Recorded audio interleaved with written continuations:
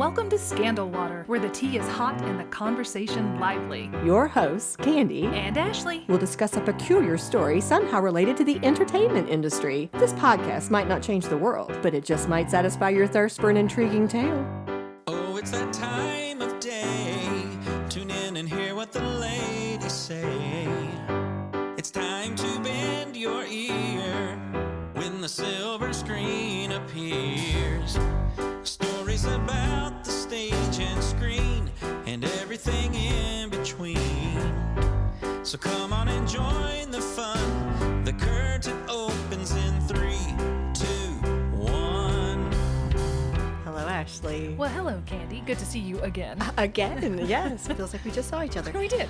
Well, we are here to close out season 4. Can you believe it? I really can't. The second half of the season always goes by very fast to me. We tend to work way ahead for the second half of the season. So for us, it's early July, and this is going to come out end of July. Mm-hmm. But it still feels like it's gone by so fast. Yeah, and we're so close. I know I've said this several times, but we're so close to our 200th episode as well. Yeah. This is pretty amazing. But we do need to remind you, if you have not heard our prior episode, The Killers of the Flower Moon, we had a little incident. We had a little thing that happened. Yeah, you want to share with them what happened? Well, for the first time in those 200 episodes, we actually had a disc corrupt, and we recorded it. It was over probably 2.5 hours worth of material. I sat down. Thank goodness we work ahead, because I sat down, 4th of July. It was the 4th of July, and I was sitting down to edit early in the day, and I was like, oh dear. It was bad. It was bad. Every other sentence was cut out. It wasn't even something where we could salvage sections of it. It was a complete redo. But first time it's ever happened to us. Right. In almost 200 episodes. And we do have the time and the ability to be here today,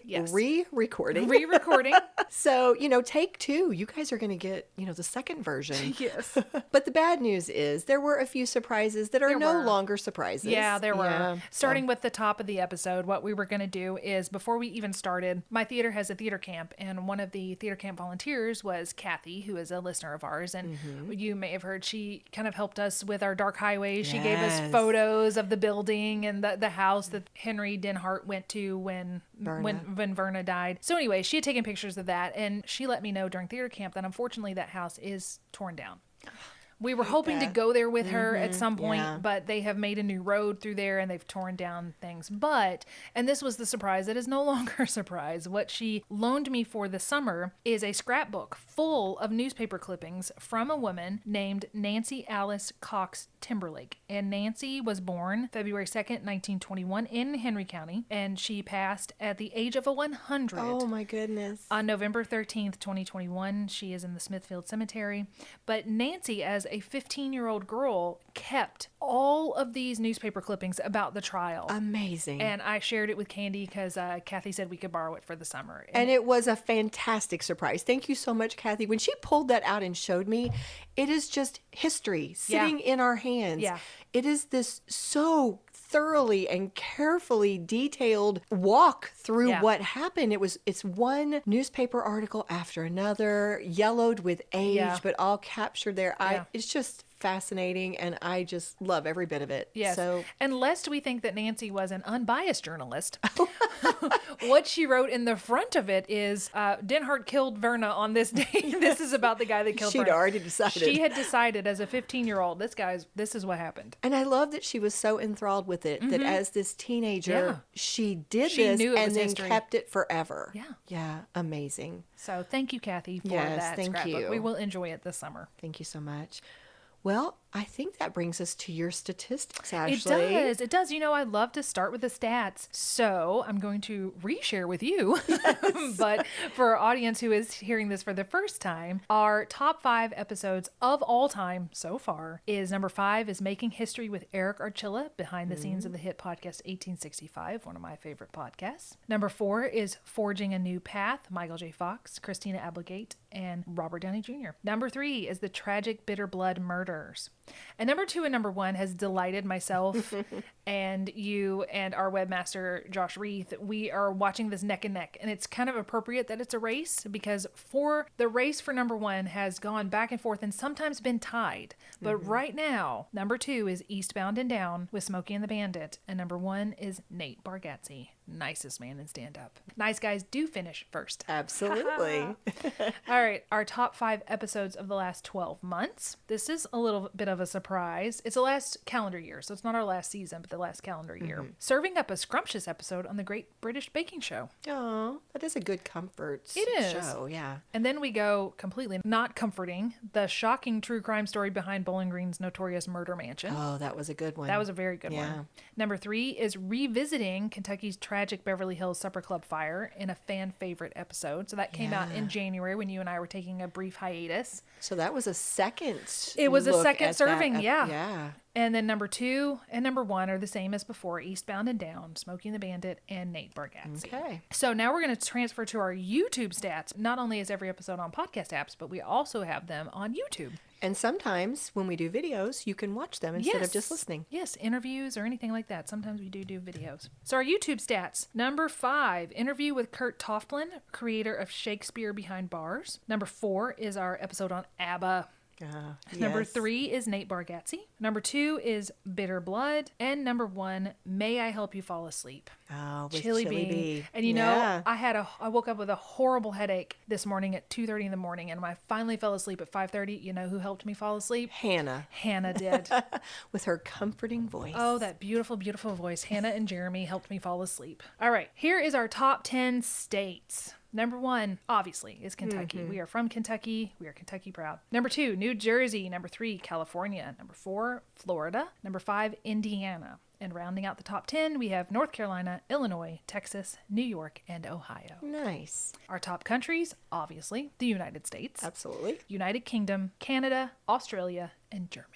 Nice. Yeah, I love it. There you go. And now we're going to take these in the order that the episodes came out. So I do believe, Candy, you have the first one. All right. Well, I'm here to talk about an update with Little House on the Prairie. You guys will remember we did an episode at the beginning of the season on the 50th anniversary of Little House being this year and talk about a lasting legacy. The book series is still being read and this TV series is still being watched after all this time. And I know this to be true because I saw a statistic in a Netflix article that was published in mid-June that said, although it's been half a century since the 1974 TV show first debuted, Nielsen reports that the nostalgic series garnered 13.25 billion minutes of viewing in 2024 alone. That's a lot of comfort watching. Wow. Wow. Well, the point of that article was to share some exciting news about the Little House on the Prairie franchise. It said, quote, now a new generation will have its own version with Netflix's reimagining of the treasured novels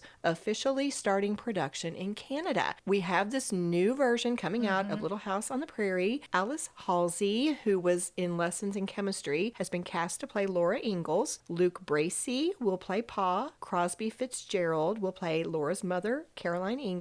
And Skywalker Hughes will play Mary. And the article didn't give a lot of detail, but based on looking at some of the actors and the parts that they're going to play, I can tell it will be a different version because it includes a lot of new friends or townspeople, including Dr. Tan. Remember, we used to have Dr. Baker. Yeah. And a Native American family from the Osage Nation. Oh, cool. That's a Yeah. tie into our last episode, too. And I believe I have the next update as well, which relates to, he's already come up 4 or 5 times. Nate. Mr. Nice Guy himself, Nate Bargatze. I have the cutest story, which Ashley's now heard. Yeah. But I'll share Still it with you. cute. I'll share it with you guys. One day I go into this small family-owned fruit market / garden center that is located in Oldham County, Kentucky, and I happen to be wearing my Nate Bargatze comedy tour t-shirt. And I noticed that the fellow behind the counter kind of clocks it, and he's like, oh, you like Nate Bargatze? Yeah, I love him. He goes on to tell me that he's related to Nate Bargatze. It sounded to me like he might have been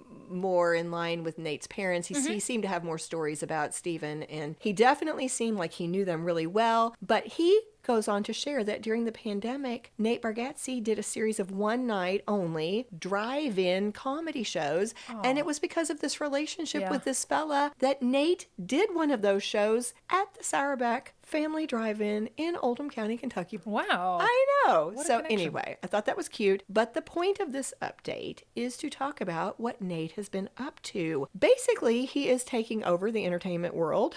An Esquire magazine article published in May said, quote, Bargatze is quite simply the most successful stand-up comedian working today. That's impressive. And it outlines some of his projects. We've already talked about this in our episode, but his Big Dumb Eyes book has now come out. It came out in May, and his current comedy tour is of the same name. It's called the Big Dumb Eyes World Tour. He has a movie coming out in early 2026 called The Breadwinner, which he co-wrote with another fella. That's going to be cool. Yeah, and he's got a role in it. I don't know how prominent that role is. I don't know whether he's starring, but he is acting in it in some way. Well, he was good on SNL. He was a good actor. Yeah, I think he's a good actor too.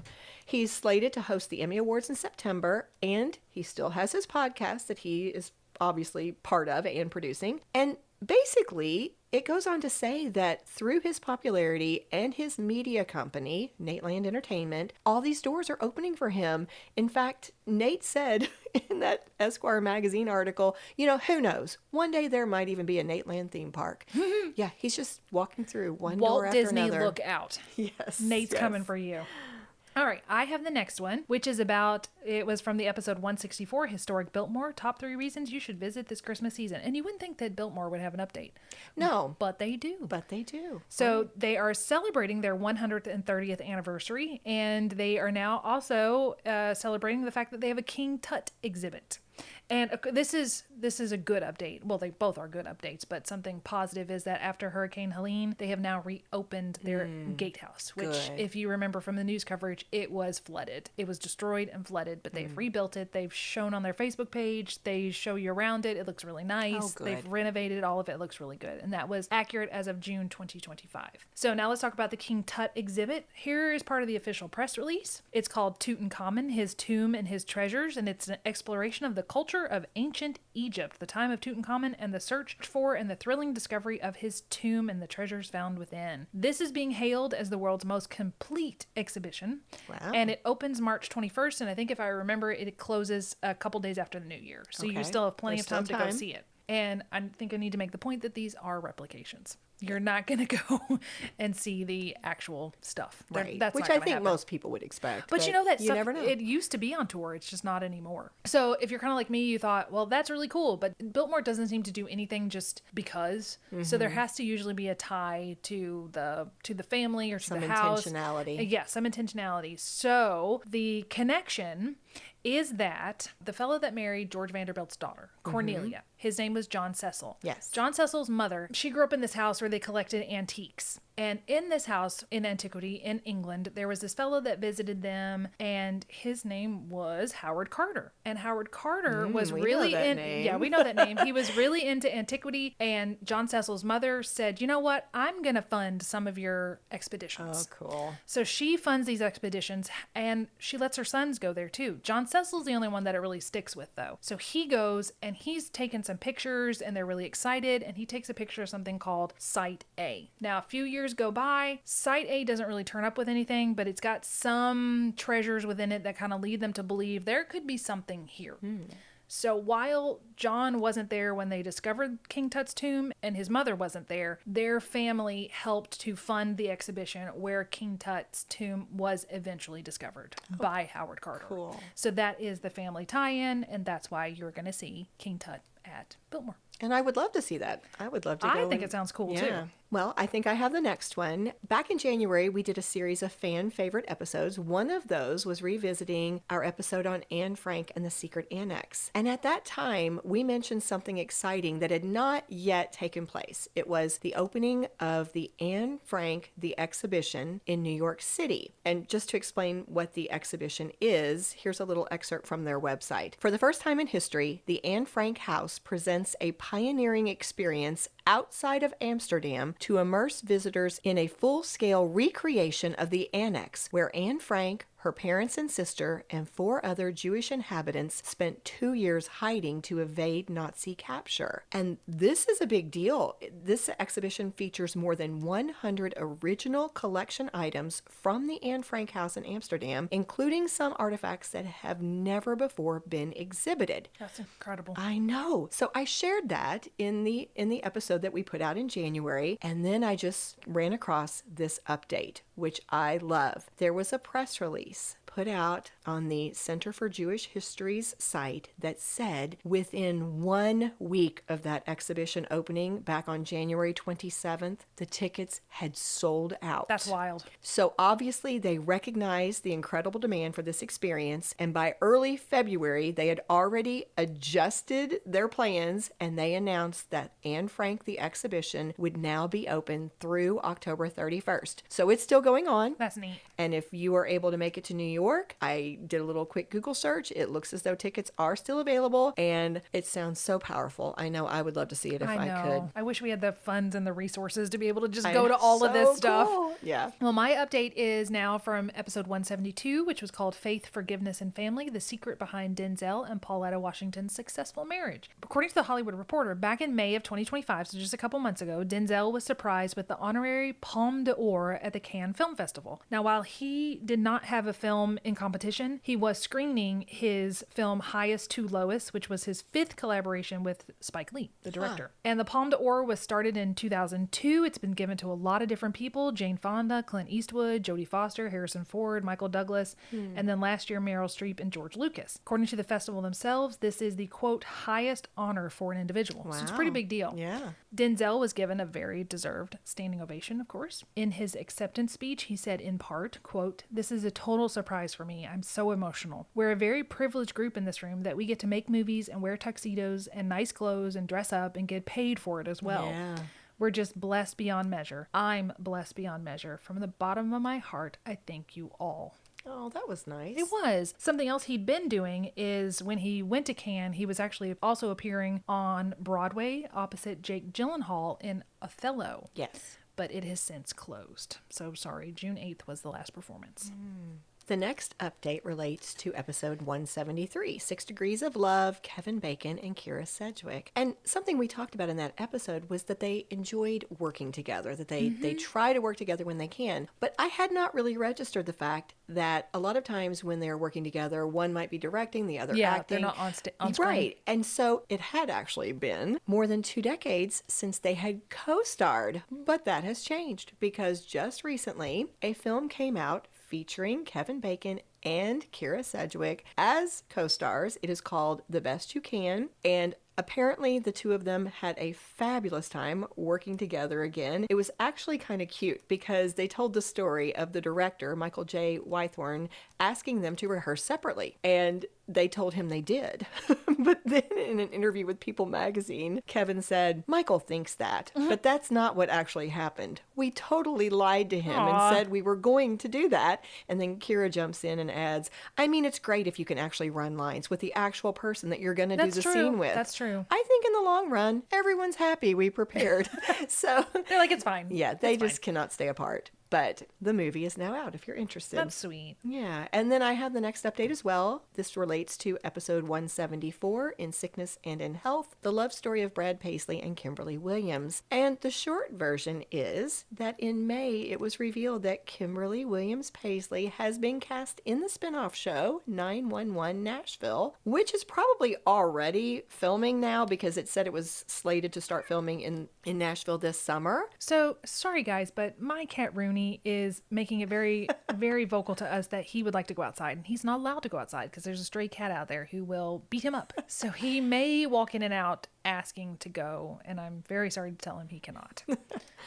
Sorry, Rooney. Sorry, Rooney. All right. Well, picking back up, Kimberly will be starring alongside Chris O'Donnell, Jessica Capshaw, and Leanne Rimes, among others. And this is going to be a big deal for Nashville, apparently. They are expecting this show to generate over $50 million in economic impact for local businesses and labor, and also helping to create 600 more jobs. So, big deal for the place, big deal for Kimberly Williams Paisley.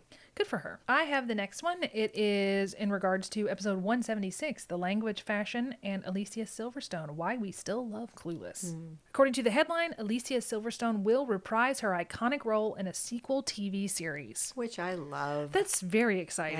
Yeah. The streaming service Peacock, along with CBS Studios and Universal, is reprising the film as a TV series featuring Alicia as Cher. We don't know who else is going to be in it or what the plot's going to be. We just know that it's happening. It's going to be written and executive produced by Josh Schwartz and Stephanie Savage of Gossip Girl fame, along with Jordan Weiss, who wrote Freakier Friday, if you watched either of those. This is a quote from the article. It says, quote, "Joining them will be the 1995 film's writer-director Amy Heckerling and producer Robert Lawrence as additional executive producers." To me, that was a little bit confusing because it had just listed her after the writers and then but said also executive producer. So I'm not sure if Amy's a writer or if she's just executive producing. Regardless, she's going to have a lot of say in what the show is. Oh, that's cool. Yeah. And then in June of 2025, there was a 30th anniversary screening. It's already been 30 years. If you would like to feel old like I do.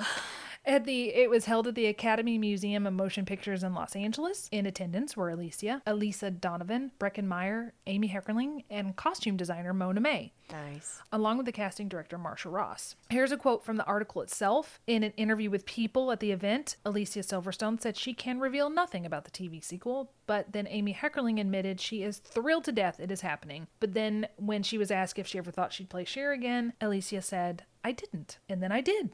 And then I did it for the Super Bowl. And yeah, it was so much fun." Yes. So there you go. She's back. Cher is back. I'm looking forward to that. I'd like to see that. Well, the next one I believe is mine. You'll remember back in episodes 181 and 182, we did the history of late night talk shows. And one of the things we ended with, which was kind of sad, was the point that because of streaming and cable and just circumstances in life nowadays, talk shows are not the prominent thing they once were. And so the numbers have dropped a bit. Well, I ran across this article that had some positive news, and it specifically relates to Jimmy Fallon's show. What they basically said was that man is killing it with social media. And a lot of the credit apparently goes to a fella named Nick Dyer, who works for the show. He's in charge of a lot of their digital stuff. And they have this system going now that is just paying off for them. Here's a brief quote from the article I found. "This year, The Tonight Show saw 9.2 billion views across social media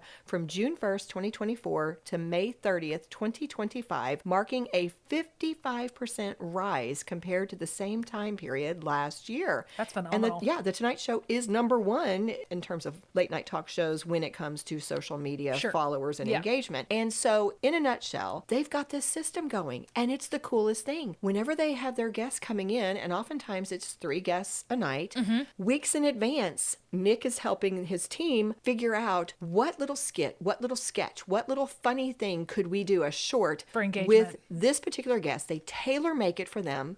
They get it approved by that guest. And so they figure all this out in advance. And when that guest comes in that day, a lot of times their window is tiny because they have so many other things they have to do to prepare for the show and costumes and makeup and whatever. And so it will often be a little 5 or 6 minute window where they're like, "This is it. Let's go record your funny thing or your cute thing." And then it goes out. And some of these little sketches have gone viral. One of those being Ariana Grande doing something related to Wicked with Jimmy Fallon, which was really cute. So kudos to them. I have the next one. It's from episode 183, from stand-up comic to news anchor and humanitarian, an interview with Dawn G, which we really enjoyed that interview. Oh, yeah. According to an article called Waves, Dawn G receives the Hope Award from Juneteenth Jubilee Commission. So quoting directly from this article, Louisville Metro's Mayor Craig Greenberg, along with the Executive Director of the Office of Equity and Board Chair Carol Jones Clay of the Juneteenth Jubilee Commission, presented Dawn G with the Hope Award. Mayor Craig Greenberg said the Hope Award looks to the future and celebrates a leader who is guided by passion. And as you and I witnessed in our interview, Dawn is definitely somebody who is guided by her passion. Absolutely. So huge congratulations to her. Absolutely. You know what? And on that high note, why don't we take a quick break and we'll come back with more updates in a minute. Let's do it.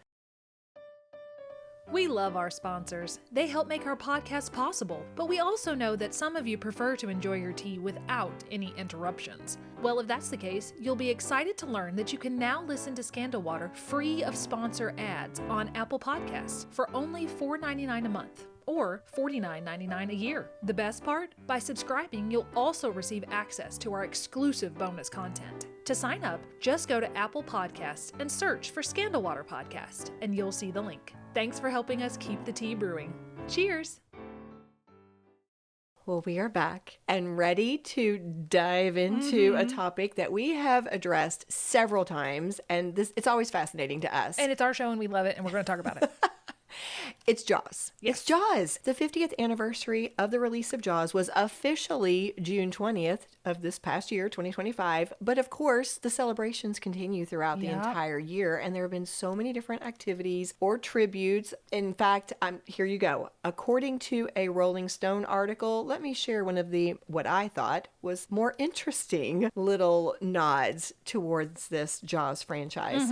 They have brought out a Jaws Hot Wheels set released by Mattel.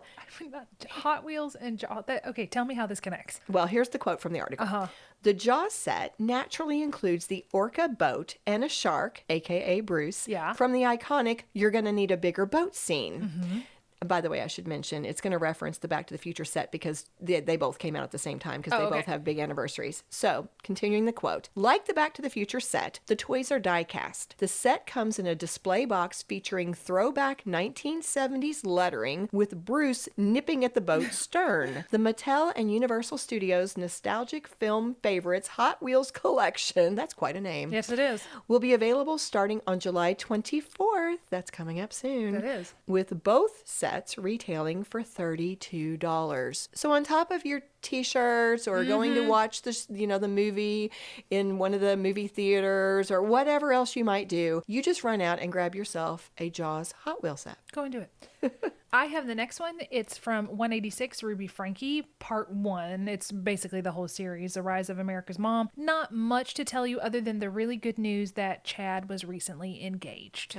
So now Sherry is engaged and Chad is engaged, and it looks as though they are on their way to their own personal happy endings, which is all that we wanted for these children. Absolutely. I love it. Well, for episode 189, a Twisters double feature, the 1996 blockbuster and 2024 sequel, my dear friends Rocky and Jennifer were kind enough to send in an audio clip talking about their own personal experience with a tornado. And it just so happens that I have another little update to share from that same lovely couple. They shared with me that they were part of this project, this cleanup project in London, Kentucky that took place on May 26th. And here's just a little overview of what happened. They volunteered, first of all, I should mention this, they volunteered through a local church that was partnering with IDES, which is, it's IDES, and it's a national disaster relief organization. And so they shared that much of what they did that day involved clearing debris, cutting up trees, dragging the limbs and the debris over to be picked up by the county, in some designated spot, that type of thing. But ultimately, they ended up going to 5 different locations. The first 2 were in kind of an upscale neighborhood and lots of damage. The owner of the second home shared that he had 4 acres of land, and on those 4 acres, he had 40 trees. Now 30 were completely missing. That's wild. Missing. Like, where are they missing? Gone. Except, Wow. oh wait, he knew where a couple of them ended up because 2 or 3 of them were through the front windows of the house across from him. How frightening for the people in that house. A tree just came through your front window. Yeah. They went to another site. It was a small farm located back a gravel road that was owned by a single mother of 4. There, they had all kinds of panels of sheet metal littered all over the yard that they were trying to get rid of. The only thing that they could guess was that it might have come from a nearby airport. Yeah. Where's the sheet metal? Where did that come from? It's now in your yard. Crazy. The next place they went to was one of the worst hit neighborhoods in London. Every house had sustained damage, and you had some that were nothing but a slab foundation. With so many homes boarded up and unattended, the state police and National Guard were on duty to protect the area from looters. And then as they traveled to their last site, which was a mobile home park that had been identified as the worst hit area of all, Rocky and Jennifer passed a funeral procession that had a long train of cars, and many of those vehicles were police, fire, and rescue vehicles. And Rocky was the one who shared this with me. He described it as being a very somber moment when they realized that this might very well be the funeral procession honoring a highly respected firefighter who had been killed protecting his wife during the tornado. And this was clearly an experience that a moment that touched their hearts and just really hit them. And so in closing, Rocky wrote, after a long day of hard work, great interactions, and good conversations, we left with a new perspective. We went to 5 different sites, all within a few miles miles of each other, but each very different. It showed that tornadoes don't discriminate. From a trailer park to a rural farm and an estate-type neighborhood, the damage reaches far and wide. I know that we barely scratched the surface of what is needed, but hopefully for those that we were able to reach, it will help the healing process to begin, which I thought was really, really, I don't know, that was touching to me. Yeah. And it also brought to my mind as I was driving in and I was kind of thinking about this, our hearts go out to the recent Texas. The recent victims of the flooding in Texas. Just heartbreaking. Just heartbreaking. And I know we are recording this on July 8th, and so they're still dealing with it. They're expecting more rain. So, oh gosh. Yeah, it's just North Carolina just got hit again too. It's just Chapel Hill. It's awful. Devastating. And Rocky and Jennifer's thoughts that they shared, I guess, kind of brought to my mind again that when things first happen, I think we are all so caught up in it and our hearts go out to these people. It's just so heartbreaking, but it's a reminder that it doesn't just go away because it drops from the news. Right. People are still dealing with the devastation. They are still dealing with the loss of loved ones. I mean, obviously, many people lost their own lives. I mean, it's just, I don't know. It's just such a nice reminder that we have to care for people beyond the moment that you see it on the news. The immediate aftermath. Even the fact of the funeral. I'm thinking it takes days to plan a funeral, and your friends are there with the cleanup efforts, and a funeral is happening. Right. So it's awful. It's just so awful. Absolutely. So to lighten things up just a little bit, I have not really an update, but sort of more information about our episode just a couple weeks ago, True Grit, episode 193. Yes. So if I'm remembering right, in that episode, we had each seen his middle name listed different ways. Absolutely. Yeah. I had always seen it as, or thought that it was Marion Michael Morrison. What you had found is that it was Marion Robert Morrison. So as I was Googling stuff for this update, it came to my mind, like, why did I think this? And I remembered that there was a song by Ray Stevens called Marion Michael Morrison. And that was one of the main reasons that I always thought that this was his name. While I can't play the song because of copyright, I will include it in the show notes, but it's this beautiful song. It's a tribute to him. It's lovely. Usually Ray Stevens would do funny songs and parody songs. This is just straight up a tribute to John Wayne. Nice. And he sings it, but it's Marion Michael Morrison. Yes.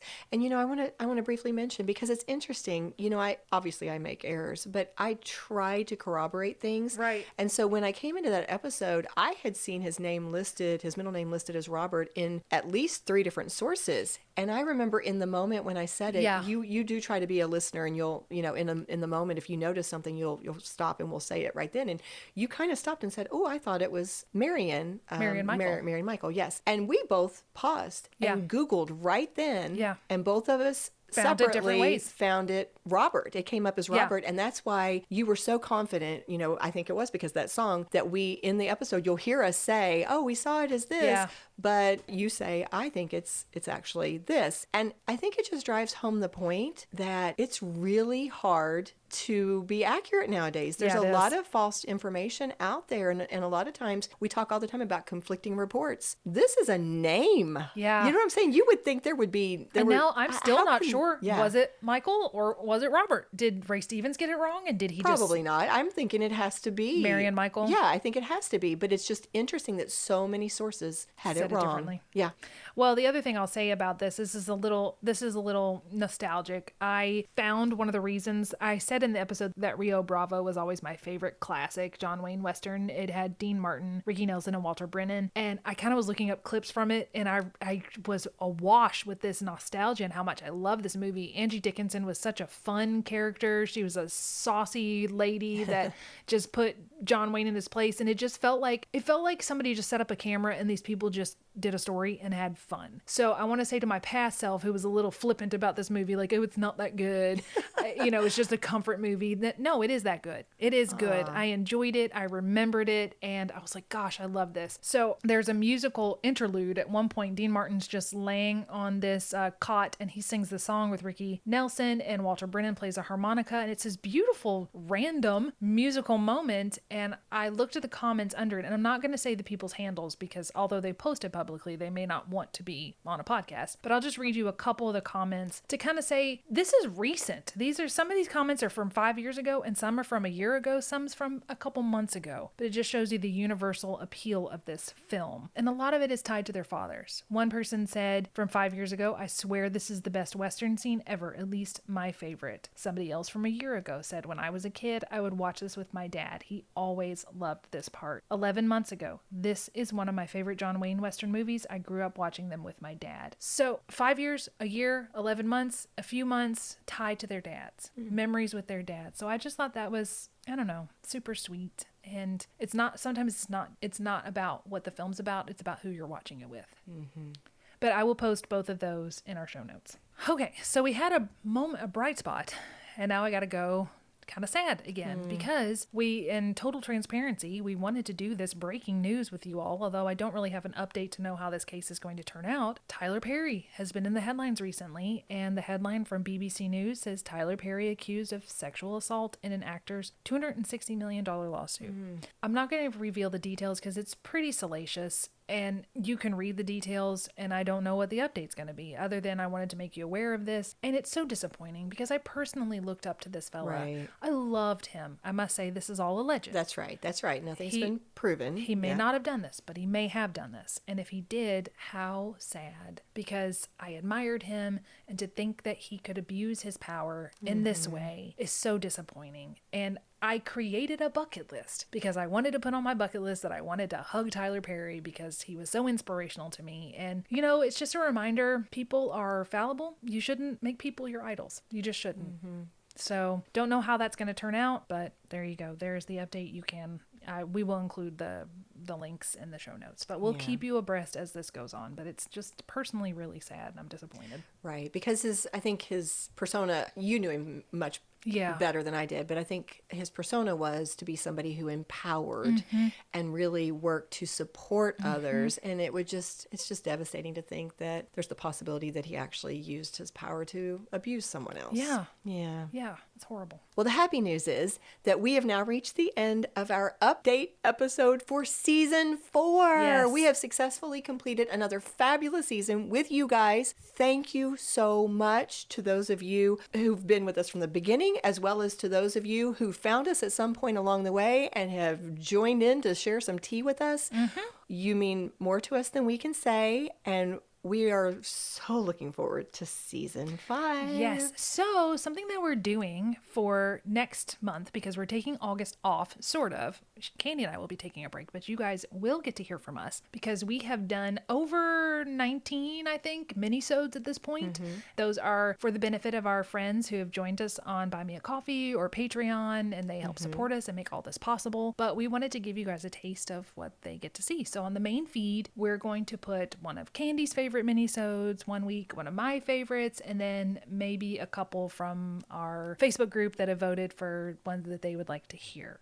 So that's what you can look forward to. Absolutely. So it'll be new content. Even though you won't hear our regular episodes, you'll get to hear. These are a little more informal. Yes. Yes. They're a little shorter, but it will be new content. So that'll be fun. So enjoy that. And then for season 5, starting in September, we already have a theme we're pretty excited about. Do you think we should tease it or should we wait? Why don't we mention?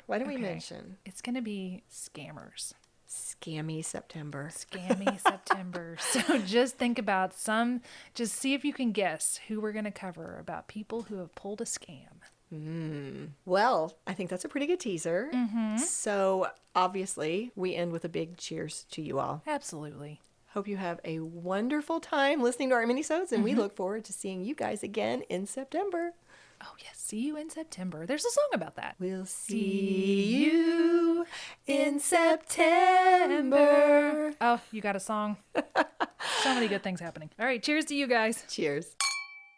If you love what we do, please rate and review our show or become a supporter through Buy Me a Coffee or Patreon. Whether a single gift or recurring monthly donation, your support is what allows us to keep the tea brewing. Subscribe on your favorite podcast app or the Scandal Water Podcast YouTube channel, and follow us on Facebook, Instagram, and TikTok. Show notes are available at our website, scandalwaterpodcast.com.